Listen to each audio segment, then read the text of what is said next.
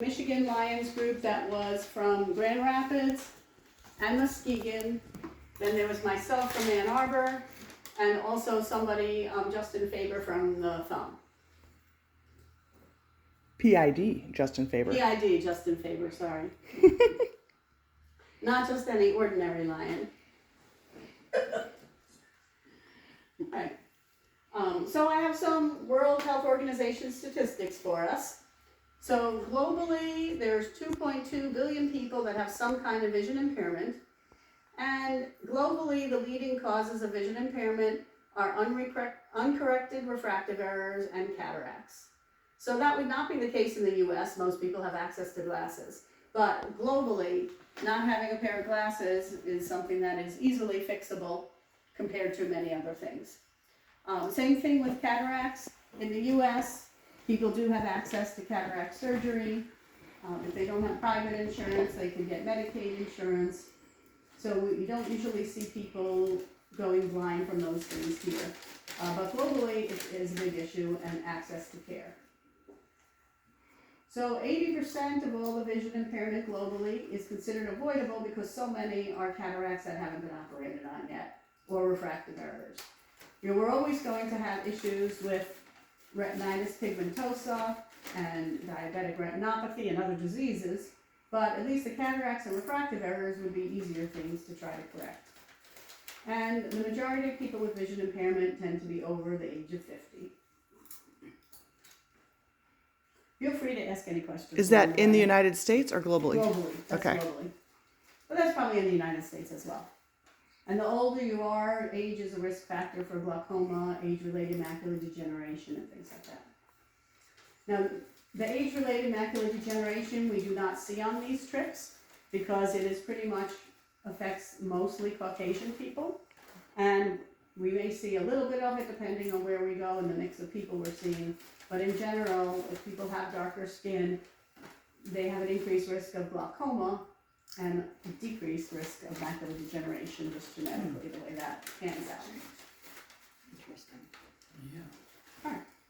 All right. So the Lions Club Vision Mission Projects takes a lot of time and effort from many people. And PID Gary Anderson, who led this trip, he always makes sure to tell everybody that 10,000 lions collected their glasses. So that it's not just there were 13 of us on this trip. It's not just the 13 of us, because how could we arrive with 5,000 pairs of glasses all clean, sorted, and everything? So that it is a big group effort. There are different stages: collecting the glasses, sorting, washing, measuring, and inputting into a computer. And by the way, go back one picture. In the very far lower right-hand corner is PID Dr. Gary Anderson. Oh, yeah. I know that bald head. He is down there, isn't he? It's the light reflecting. Yeah, that's it. All right. So collecting, that's all those boxes that we collect that are around in different optical shops, different locations. And I know the host club does a great job of having a list of where all of the boxes are in our area. I don't know how far and wide that list goes, but it's a quite extensive list. There were at least 30 different places that would be in that region. So all around the state, people are collecting used glasses. And those glasses can be collected, with a case or without a case. If you have a case, toss it in, because sometimes we were using those as well to give people, or locally, if they're giving reading glasses, they might use those cases. So most of our glasses throughout the state end up going to the Grand Rapids, Muskegon area, and they do the sorting, figuring out which to sell for scrap metal, which could be used. And when you have so many pairs of glasses, you can sometimes change the temples, the arm pieces, and make something work if it's broken. So that takes hours and hours of effort. And then they painstakingly wash each pair of glasses, and they shine them up, and then they measure them using, that's a lensometer, that's the automated lensometer, and it's the same model that I have in my workplace, actually. And it tells you the glasses prescription. There is still a manual lensometer, and that's what we used when we were on the trip, because we did have some people come in with glasses. And there's a little manual one that's a lot more time consuming to use than this automated. And then the next step is inputting. So when we need to know with this 5,000 pairs of glasses, we can't really fish through boxes and look at numbers. So they actually have everything computerized. So on the left is somebody inputting the information, and on the right is over the shoulder of somebody during a mission trip. They've got a blue piece of paper there, which is the patient's form, and then they are looking for what might match. So they plug in the numbers, and the computer will bring up and say, you know, pair number 2,151 might be a match, so that it identifies which of all of those boxes. And then, as I said before, Dr. Gary always tries to make sure to let everybody know that it is a giant project done by our state, not just, you know, the 13 of us who were lucky enough to go on the trip. And, all right, so this was a different trip I went on with that group to Izamal, but I had kind of a panorama, so I wanted to show that, because at that place, we were all in one giant community center room, so we were all in the same room. And the registration is done by local Lions, so they find out somebody's age, contact info, if they have diabetes or other major health issues. Then we do dilation and an IOP, intraocular pressure check. So this time we were only dilating the diabetics. It's hard to dilate thousands of people. So we kind of pick and choose. We don't necessarily dilate a young, healthy person. So then we do the eye exam, look inside their eyes if they're diabetic, and we do retinoscopy for glasses. And I'm going to show you some closer up pictures of that. So those little tents that you see in the picture, when we do the retinoscopy, we need some dimmer light. And that's a retinoscope that's on the table for those of you in person. And then what we do is we hold up the lenses and we look in the person's pupil while holding different lenses till we get the right light reflex. Then they're sent to the station to pick out the glasses on the computer, and then to the area to dispense. And I will show you more of each of these stations. Yeah. So in Suriname, there were 5 different Lions Club groups that were helping out. And it was a big project for them. It cost them a lot too to supply our transportation. So we bought our own airfare and hotel. But transportation, lunches every day that we had clinic, and a few of the dinners. And we were traveling a lot on this trip. We actually were in the capital, Paramaribo, which was only 20 minutes from our hotel. Then we went to Wanaka, which was more like a suburb type thing, about 35, 45 minutes away. But then we went on an overnight to this place called Brokopondo, and we had to drive nearly 2 hours towards the interior. We were kind of at the mouth of the Amazon jungle. We weren't necessarily way in the jungle, but we were there on the outskirts. And we did have a chance to look around Suriname a little bit.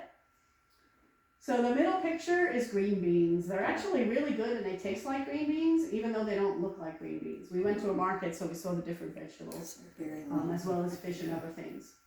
There's also a fort there in the capital, Fort Zeelandia. And then PID Gary Anderson realized that Zeeland, Michigan was nearby and was Dutch.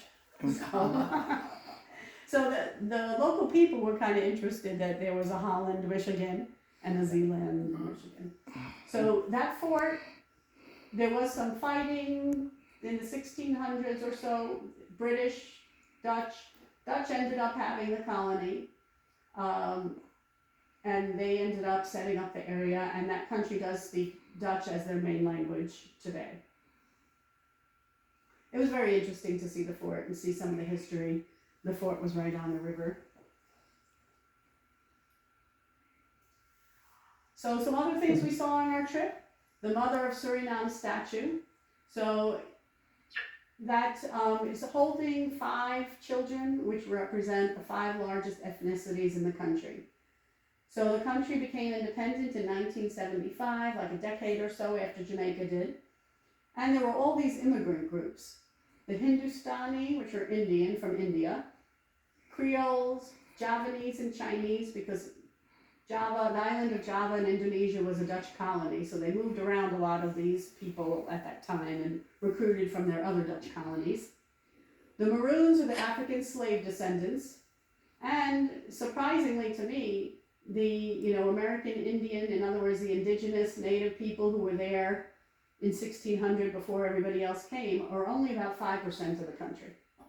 Very few Europeans are there at all. In fact, we really, I think on the street I saw one. Everybody else was varying from Indian to mixed to, maroon, what they call them Maroons. And in the upper right, there's a picture of a synagogue right next to a mosque. So right now there are only about 80 Jews left in Suriname, because they were a lot of those people from the Netherlands way back. So in the 1400s and 1500s, the Jews that were in Spain and Italy and some of those other areas in the Spanish Inquisition and everything went north. So the Netherlands had a fair number of Jews in population.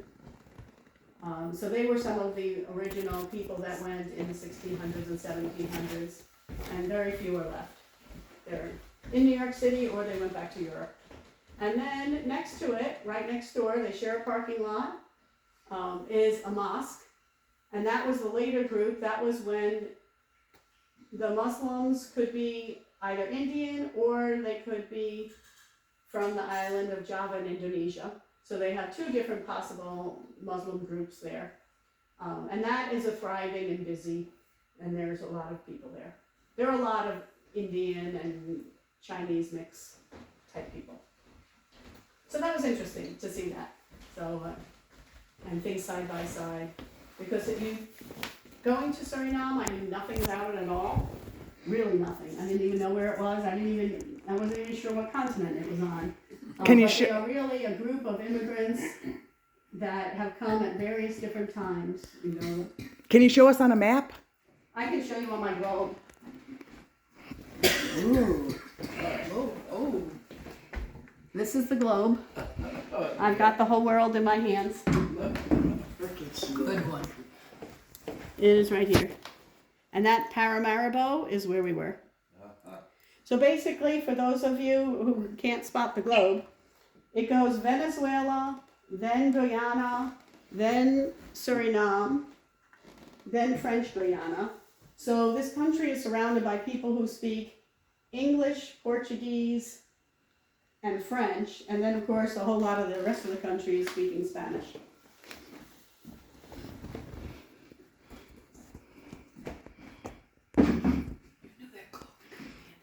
Yes, well that's why I didn't put a world map in here, because I had the globe.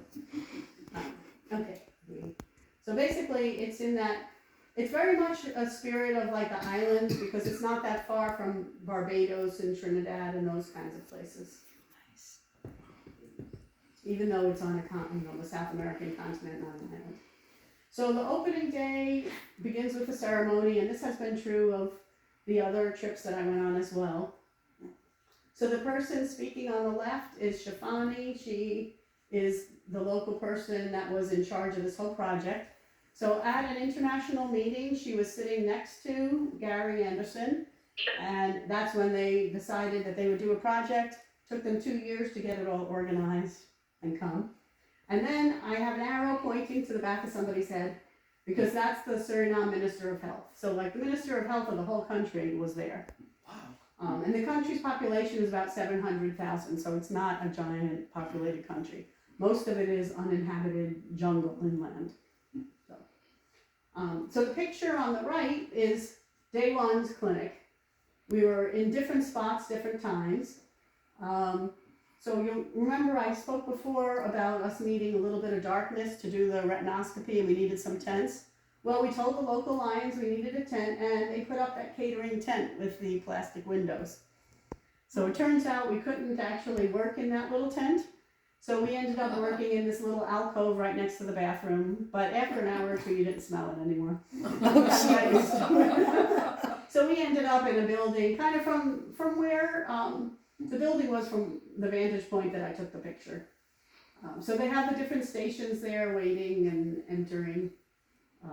But those tents that they, spent money and put up for us, there was a miscommunication. It just was really, really light in there. So we have to be able to use the retinoscope and see like a dim reflex kind of thing.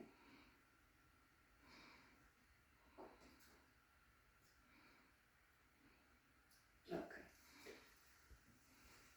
All right, so on the upper left, that's when people were entering, and this was clinic day 3 and 4. We're in the same place called Brocapondo. That's the one that was inland, heading towards the interior of the country. So you know how we have Michigan, we have up north and whatever, they have the coast and the interior is their 2 regions. So people would wait outside, then they would get a paper and registered with their name, date of birth, contact info, age, whether they had diabetes or other eye-related issues. So there was a lot of waiting. So, unlike my workplace where we see 16 to 20 a day, and we see them one at a time, and you may have 1 or 2 people waiting. Here you look outside and there's 100 people sitting there waiting. And at one point a bus group of 200 came at once because it was multiple buses. And in this spot there was a group that came for an hour and a half ride up the Suriname River and then an hour bus ride. So they came really far for our clinic. And others were local, but that was the furthest people had come to travel to see us. Why do they have to travel so far? They lived far away in the jungle. They were a jungle community. And there aren't a whole lot of roads. There's like one, the road we took was a 2 or 3 lane road. There's like a middle passing lane, but it was pretty rural. And then Shafani, the Suriname Lion project leader, is there, and she's got a stack of yellow papers. So those are the exam forms that have all the patient's information on it. And then we can count and see how many patients we saw. And we saw about 500 a day. They had, our max suggested is 600 a day, but not everybody showed up. And we ended up seeing about 500 a day. So we saw, over 2,000 for the 4 days of clinic.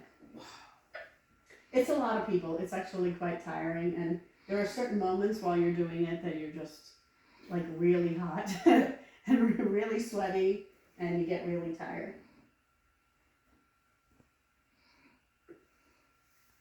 Okay, so retinoscopy to estimate glasses, and I'm going to let you guys look at that picture a minute while I quickly stir. Oh, I just did that. Oh, you did it. Oh, I passed off the camera to the DG and ran to the kitchen. Oh, And I it didn't is need to see you. it is lightly boiling. It's doing nice. Good. All right. So that's the retinoscopy, and I have tools here. We need the lighting to be a little dim. These photos I brightened up a little bit because otherwise it would be hard to see the photo. And we, look through this and look through the patient's pupil and then slide this up and down to figure out the reflex and what matches to estimate the glasses prescription. And as you can imagine, having your arm out there hour after hour is really tiring. But you get through the day, a little ibuprofen helps. And then on the right, we did some direct ophthalmoscopy. There's also another tool that we can use as well. That's a headgear thing, the same thing we use in the US. We were doing that as well when we dilated all the diuretics. Any questions about the retinoscopy? So it's really a guesstimate of the glasses prescription, which is pretty good in places where people don't have glasses at all. In this country, in the city part where we were starting, a lot of the people had glasses that were 5 years old and they really wanted their exact prescription but in a new pair. So sometimes we could match it and sometimes we really couldn't, and they just have to keep their old glasses that were custom made for them.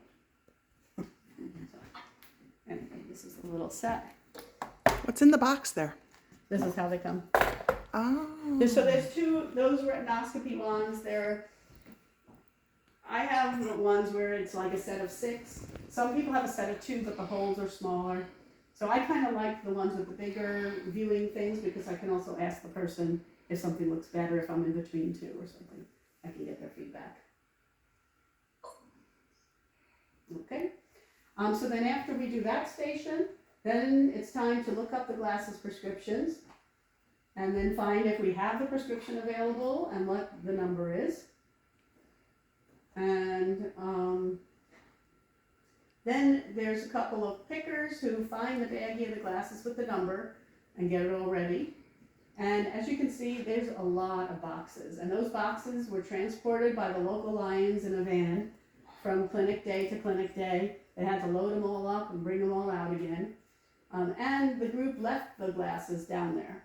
So there's probably, 4,000 glasses and the computer info to know what's what for future teams that go, or, if they try to do some kind of project. And then they usually bring like 1,000 pairs of readers too, because some people don't have access to readers. For this, in the city they had access to everything. I'm not sure what they had out in the country. We didn't really see the store. But I know in Mexico, when we went to Izamal, the little shops were just food marts. Like you couldn't buy reading glasses in a drugstore there. But I bet you could in the city here. So it was actually quite a bit more developed than some other places. So the picker in the middle is finding the glasses, and then the final step is the dispenser tries them on the patient, has them look around. Notice we're not having them read an eye chart to get perfect vision because we don't have every glasses prescription. Right. So we're trying to just match as close as possible, get the patient to look around and smile, and that's the goal. And then Brent is adjusting the glasses. They have the machines to heat up the plastic frames and the tools to bend the metal frames so that they fit people's heads. Did all the boxes make it to Suriname, or did you? Yeah, use they them? shipped them in advance. Oh. So the boxes arrived in Suriname like maybe 3 weeks in advance. Oh, good. In a big pallet. They should wrap them all up and ship them in a pallet. None got lost in the mail. None got lost in the mail, yes. I'm not sure what shipping company they used and how they worked that. But I know you kind of have to do that because I once did a trip through work that we arrived with all these boxloads of glasses and then we got stuck in customs because even though they would use glasses, we couldn't pay customs on thousands of glasses. And my coworker even had a Peruvian senator meet us. And it was still like we almost missed our next flight. It was a lot. So this way they make sure the glasses have all arrived before.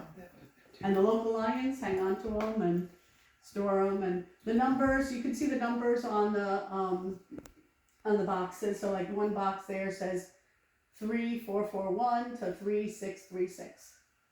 So, they know if they've got a number you can find. It's pretty easy to find the glasses number, because they set them out all in a row. And every night, since for security and everything, they had to be reloaded back into the van and the boxes closed again.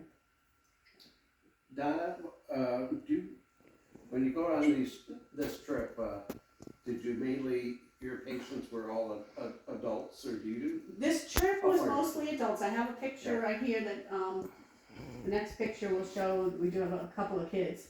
So they have, Suriname is pretty developed, and they do have universal health care and other various things, not to buy glasses, but they have a program in the schools so that there's a school screening in all of their schools. So we only saw handfuls of kids because the kids, at least in the main city area, didn't really need it. They'd all been screened and taken care of.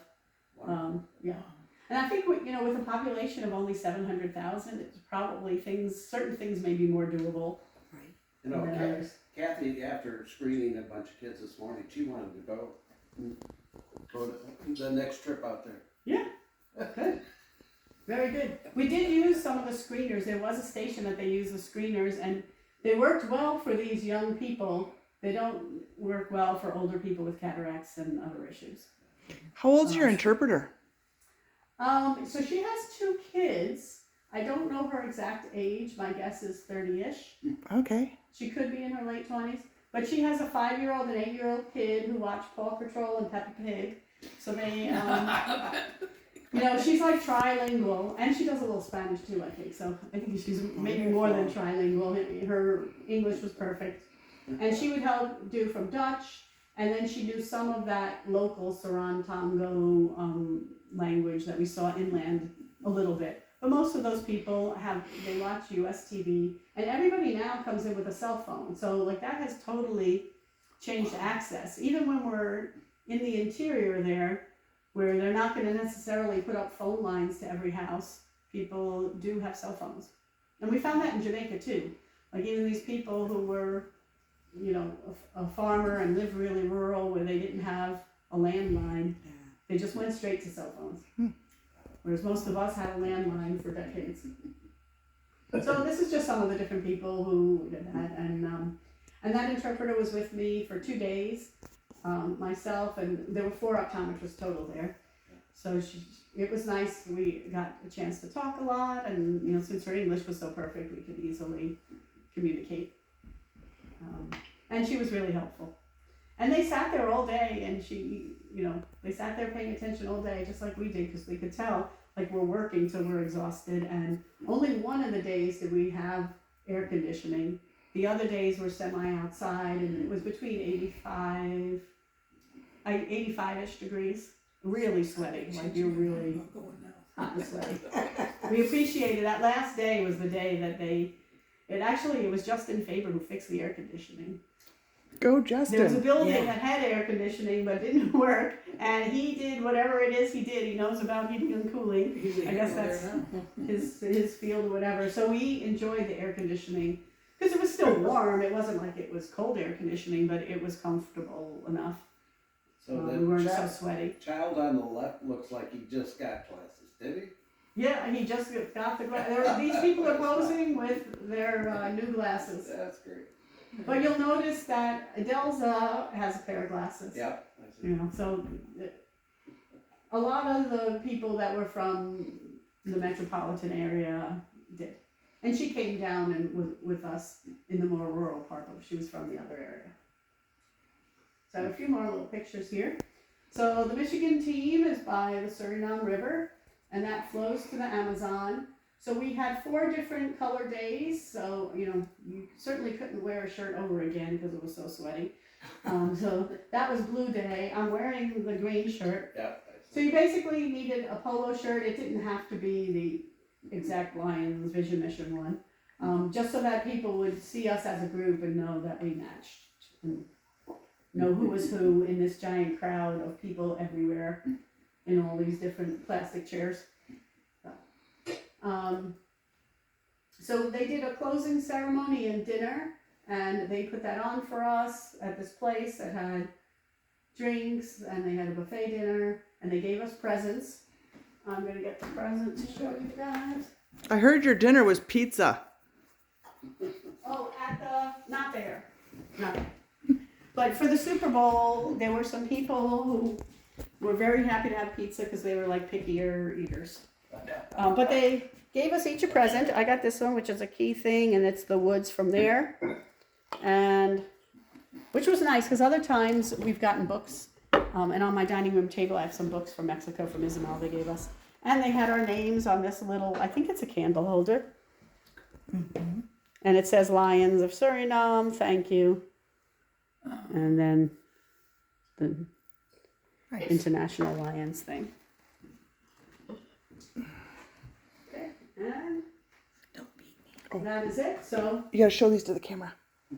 oh, I can show these to the camera, but I'm sharing screen right now, so Okay. I can show them when I stop sharing screen, I think. So each trip tries to serve over 2,000 patients. We try to see about 600 a day. And all the leftover glasses are left with the local community, if the local Lions, you know, if they have future trips. And we do different small cities each time. I've been 4 times. I don't know if they've gone back. I imagine some of the people who've done 30 trips may have gone back to the same city multiple times. But I went to 4, this was my 4th trip, and we went to different places. And just a reminder to donate your old glasses today, and who knows where they'll end up. So Donna, was this the first trip to Suriname? Yes. Right. And they hadn't had anybody. So they've done some like lion screening projects and things like that, but they had not had a trip like this before. Yeah. And we were lucky to have a local ophthalmologist, Dr. Denise, I don't even know her last name, because we just went by first names there. You're seeing so many random people. So she could start people off on glaucoma treatments and things like that. And she also knew the different insurances, so that if she, wrote a certain prescription, she knows what medications are covered by what insurances. So people could, we've never, this is my 4th trip, but even in the other trips that I went on with other organizations, I did a few, we never had a local ophthalmologist with us. So that was really amazing because she could sign people up. Some of the people in the city were her patients already. And in that country, they have 10 ophthalmologists and 4 are in training, so they're hoping to have a few more. How many do we have in Michigan? Oh, I wouldn't even know. In my building, in my department at U of M, there's about 70 ophthalmologists and 15 optometrists. So I do not know how many are in all the systems in all of Michigan. All right, so I am going to stop the sharing, screen sharing, and then I can show you, this was the gift they gave, and then also what I think is a candle holder. They put our name on it, it says the Suriname Lions and also the regular Lions. Because they were a group of 5 clubs that were working together on this project. So there were a lot of them. There were at least 30 people who helped us at different times, different ways. All right, any questions? Carol has her hand up. Yeah, Donna. Mm-hmm. I noticed you said that you took glasses from the Grand Rapids area. Well, they were from the whole state. Okay. Right now, the glasses that come through Ann Arbor and Ipsy end up at our house. And I do what is called preliminary processing. I do it according to what Grand Rapids Eyeglass Processing Center wants me to do. Mm-hmm. And I have been in a dilemma about whether to continue with Grand Rapids. I know they're not our district. If I were to go to Lansing or somewhere else, maybe it would be more in line with our district. Well, But the only thing, right now, yeah, they're switching. The Grand Rapids one is actually now going to be passing it to Muskegon, and it's like a giant project. So I would tend to think that if we can send the glasses there, Plus, as one state place. where? if you send them to Lansing, they will end up in Grand Rapids, Muskegon. Okay, so if we send them to Lansing, they will end up one or the other. If we send them to Muskegon, No, it's the same place. They're together. So I think Okay. the place is located that they're doing things, but they lost the warehouse, and then they have some other garage or something. Is in Grand Rapids, but they do a lot with the Muskegon Club, and I think the Muskegon Club is going to take over being primary on it. But they're the same. They work together. It used to be in Muskegon before it passed to Grand Rapids. Mm-hmm. When Dr. Cobbler retired, he passed it to Gary as the primary. Mm-hmm. Yeah. Yeah. okay, because we have, David and I have been to the Grand Rapids Eyeglass Processing Center. Mm-hmm. We've seen what they do, we know what they want. Right now, when I do preliminary processing, I separate out the prescription eyeglasses, the reader eyeglasses, which are your typical drugstore magnification glasses, that's all they are. Mm-hmm. And then I thought this was strange, but they said they want sunglasses that are not prescription. Right, Mhm. we gave out And- a lot of sunglasses. If somebody didn't need glasses, we're like, but would you like some sunglasses? So we actually gave out a real lot. Because it protects them from Did what? you give out prescription sunglasses? There's no way you'd have to have so many to have, so that those sunglasses could be used by anyone.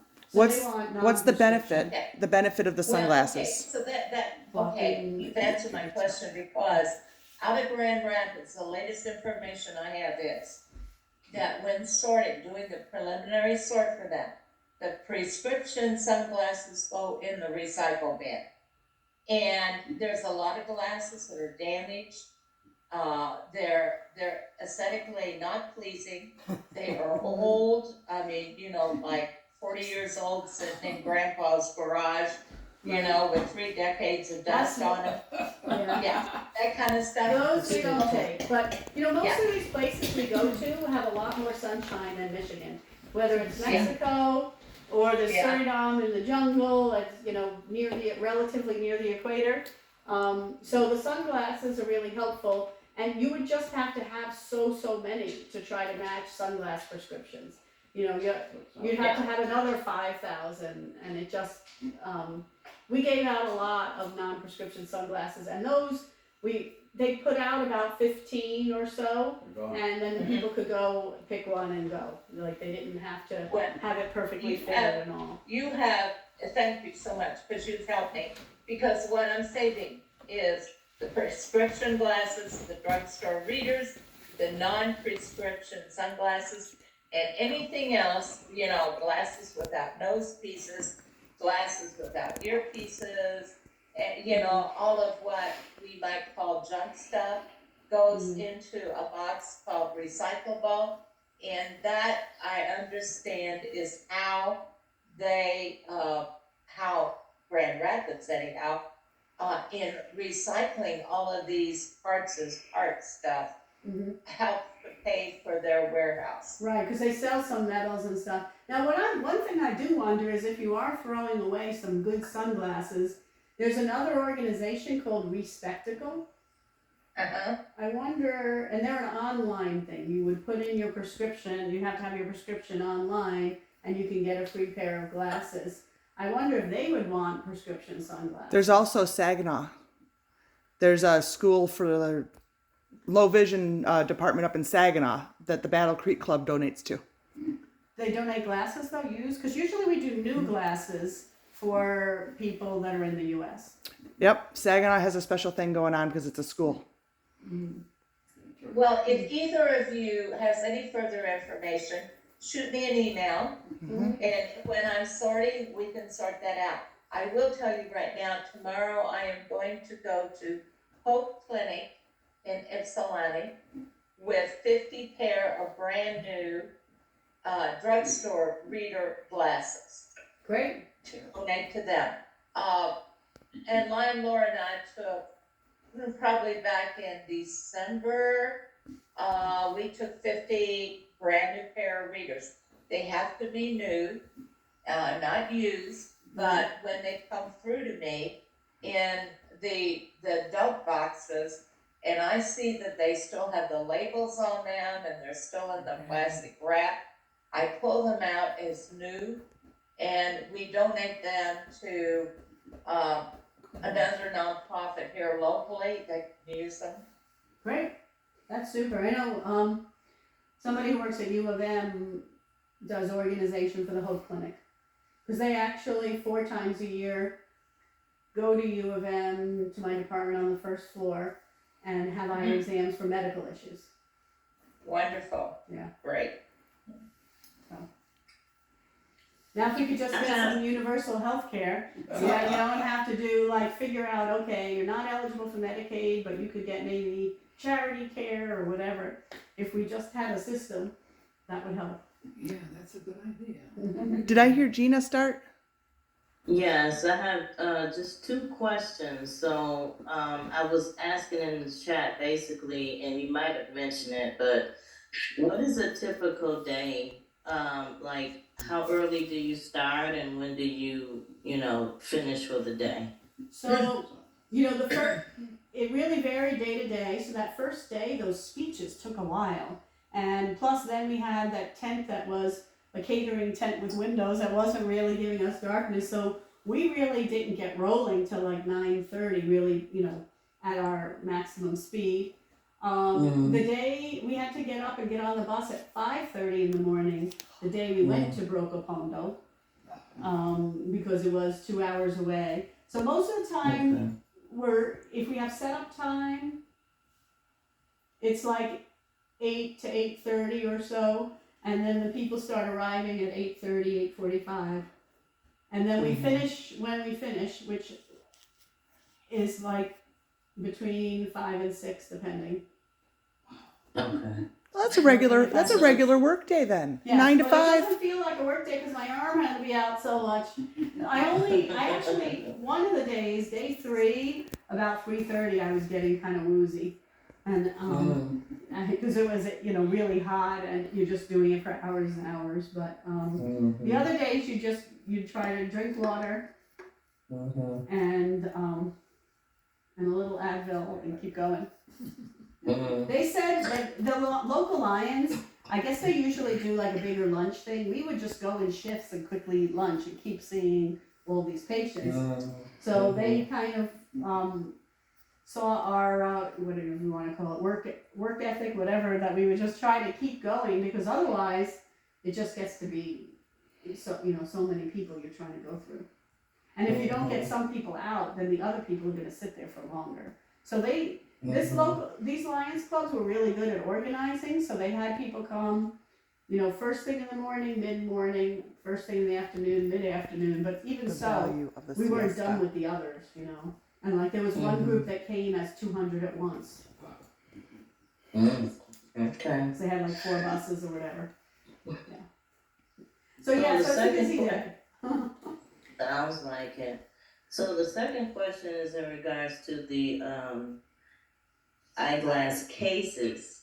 So I guess I was recently told when I asked a question in Facebook chat that the cases aren't really accepted or wanted because of not being able to sanitize. We did So not you- bring cases with Okay. us, but they had some cases that they'd run through the wash. So I guess my opinion, and this is just opinion, I don't know for sure, would be donate the cases and then the people who are doing the sorting and putting it together will throw them out as they need to.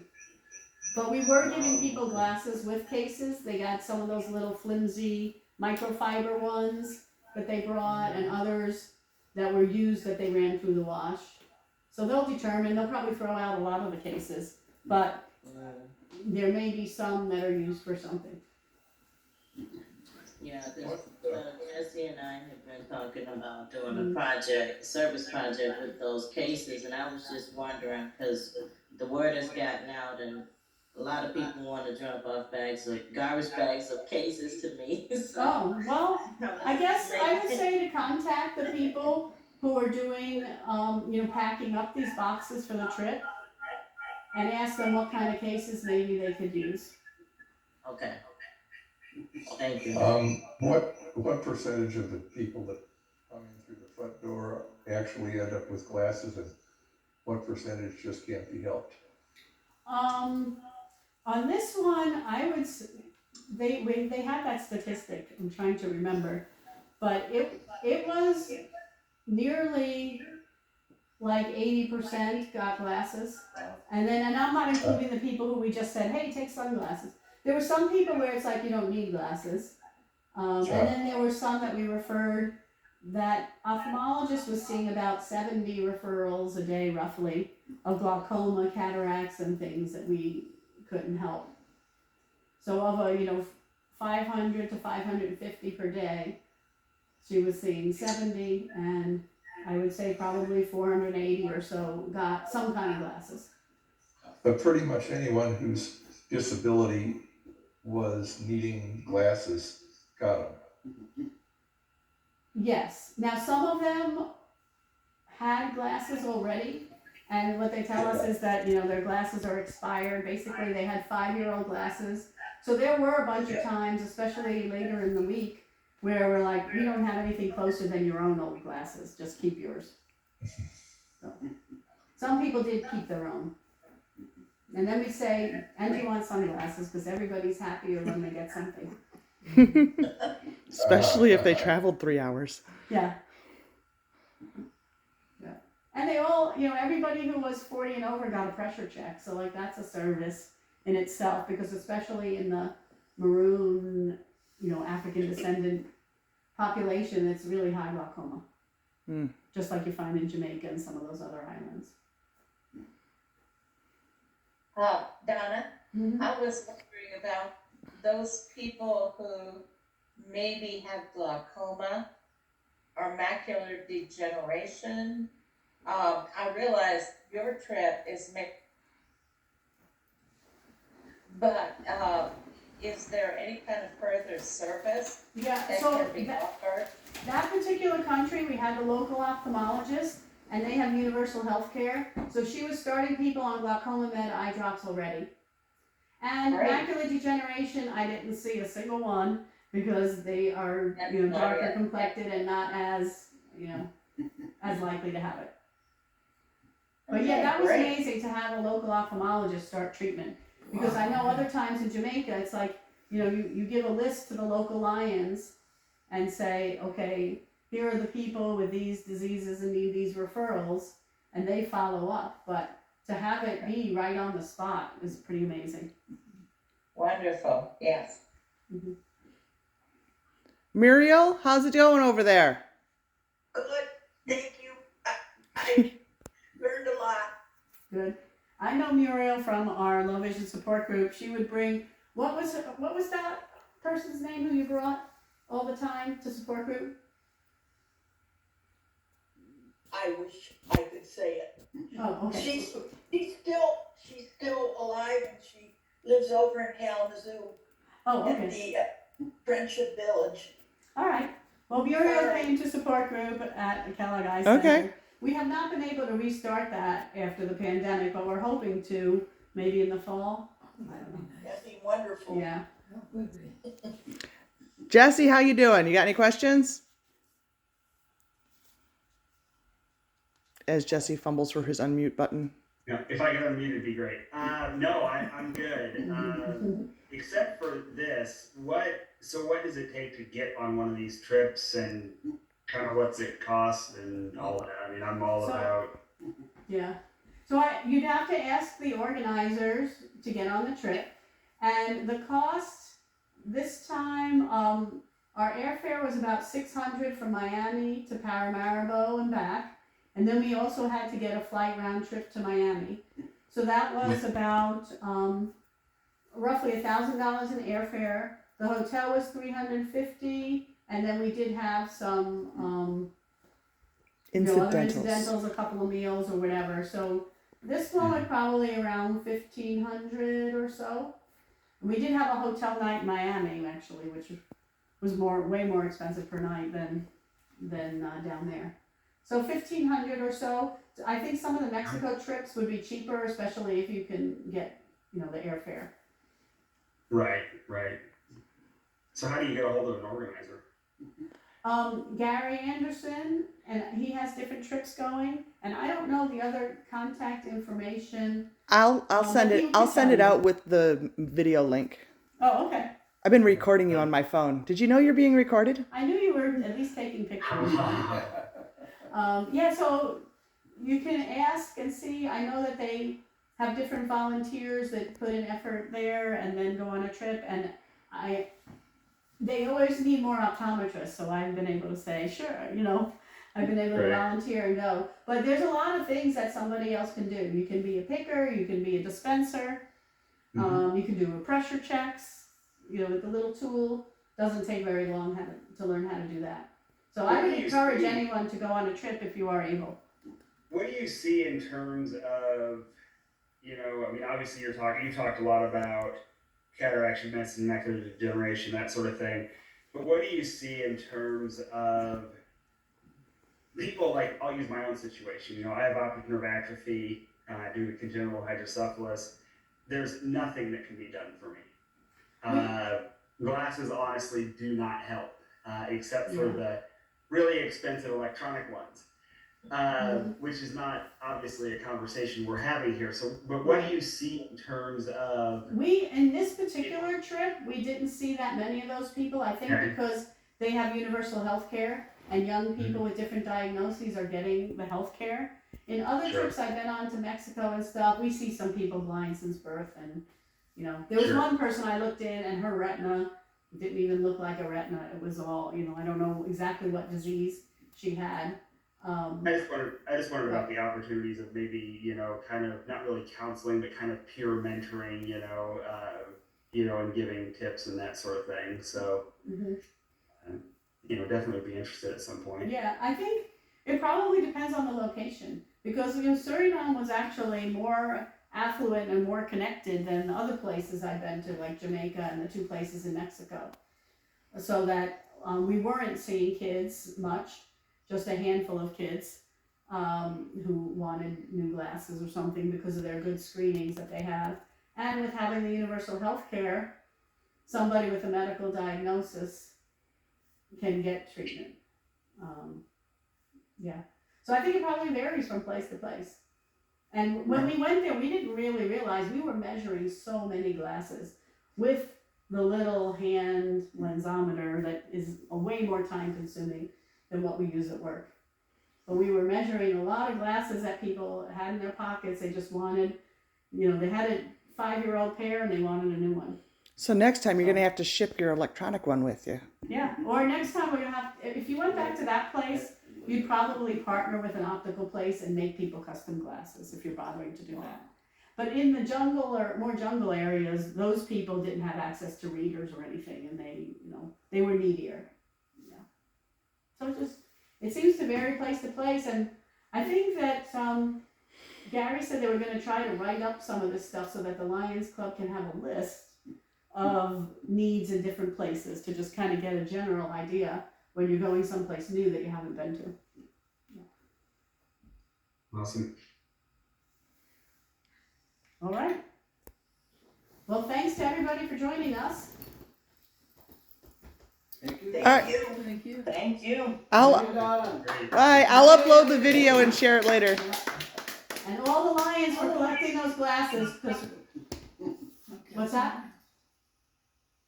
Oh, Dave unmuted, so we got feedback. Okay. Yeah, thanks to all the Lions, because we can't just show up somewhere with 5,000 pairs of catalog, clean, sorted glasses without hour upon hour of work beforehand. Mm-hmm. Well, thank you for your presentation. This really helped clarify a lot. It was very rewarding to hear. Thank you for going. Yeah. Hey, I was lucky to get to go.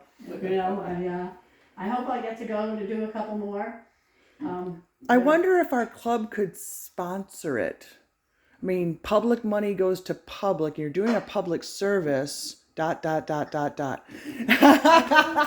don't know the backgrounds of the financials, but I would, I'm sure that they would take donations of readers and sunglasses and whatever that the club wanted to buy. Before everyone signs off, District Governor Annette, would you like to say a few words? Would you like to take Donna's chair? Of course I can. I'm going to go stir the chili. I turned it down to low because it was boiling away. Alrighty, so we had our forum this past weekend. It was a wonderful event. We had speakers about leadership skills, from that to how to build a new club, what happens when a club dies, dementia, forestry. There were a ton of different topics that you could see. It was, like I said, very worthwhile. We have our district convention coming up on April 6th. It is a camping theme, and I encourage as many people that haven't been to a convention to come along and see what it's about. They're really a lot of fun, and it's a good way to meet other people in your district. Then we have the state one, which is May 16th through the 18th, and that is in Kalamazoo. That should be in your Lions Pride magazine for further information on how to register. District leadership training on April 25. Yeah, April 25th, we have district leadership training for those that want to look at being a zone chair or maybe a club officer. We'll have the opportunity to be trained there. We had 2 people work to become the council chair coming up, and Kelly Luby was one and Terry Huffman was the other. And we're proud to say that Terry Huffman was able to become the council chair-elect for next year. So congratulations to her. For the Michigan Council of Governors? Yes, for the Michigan Council of Governors. So she's the top dog, so to speak. She's above even the governors. So we're very proud of her, and our district was very well represented in the interviews. So we're proud of our girls. Other than that, I don't have much else to share other than our membership is doing well. We're at 888 right now. Our service reporting is done very well. We're at 100% for service reporting, which was the goal that we had.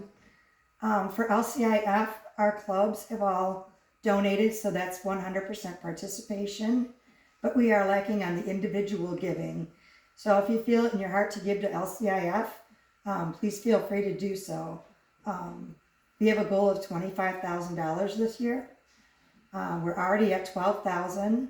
Last year we made a total of 22,000, so we're only going another 3,000 higher. So I believe we can do that this year and get that accomplished. And those donations come back to us as grants. Yes, they do. As grants, they come back.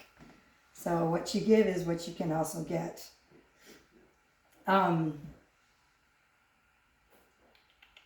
Leadership's gone very well. All of our zone chairs are trained, and we've got about 30% of our club presidents, secretaries, and treasurers. So it's really important if they can come to the training to be able to do that so that we can have people that are well trained stepping up into those positions, or even people that are interested in those positions to go to the training and see if it's really something they want to do. We had one zone chairman that was pushed into becoming a zone chairman, and he doesn't regret it at all. He says it's been fantastic and he's really liking it. So there's things that we can do. Does anybody have any questions for me? Well, that's a good sound then. That's awesome. Thank you so much for having me come tonight, and it's great to see all of you. All right. Thanks, guys.